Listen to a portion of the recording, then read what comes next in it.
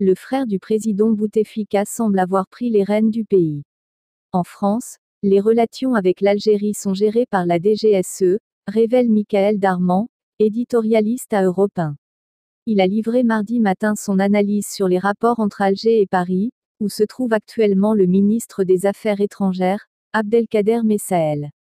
Le numéro 1 des services est Bernard Rémy, ancien ambassadeur de France, c'est tout dire. Et si l'on croise l'actuel ambassadeur de France en Algérie, le commentaire et pas de commentaire sur la situation à Alger. Tout se passe à un niveau plus souterrain et même secret. Entre la France et l'Algérie, c'est un balai d'émissaires de diplomates informels qui font des navettes dans différentes capitales d'Europe. L'objectif est de nouer des contacts avec les prochains hommes forts du régime. Un nouveau patron du renseignement a été nommé et plusieurs généraux ont été limogés en octobre.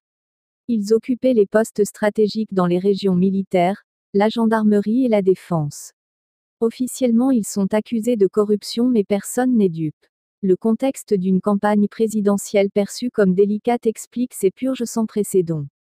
Elle touche aussi l'actuel président de l'Assemblée nationale algérienne puisqu'il a été empêché de rejoindre son bureau dimanche.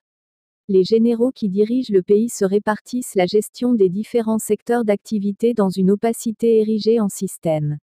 Le frère du président Bouteflika semble avoir pris les rênes du pays. Les autorités françaises veulent empêcher la montée en puissance d'éléments plus radicaux qui menaceraient la stabilité du régime. Quelle est l'influence et l'action du gouvernement français dans ce contexte?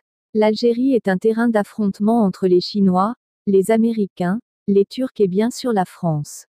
Les enjeux économiques mais également les ressources en gaz et pétrole expliquent cette bataille. Le pays est riche mais pratiquement rien n'est redistribué aux Algériens. Des millions de capitaux algériens circulent en Europe et de grandes entreprises françaises sont implantées. Et puis fait inhabituel, depuis quelques mois, les services français se sont mis à collaborer avec leurs homologues algériens qui surveillent les foyers d'Al-Qaïda dans la région.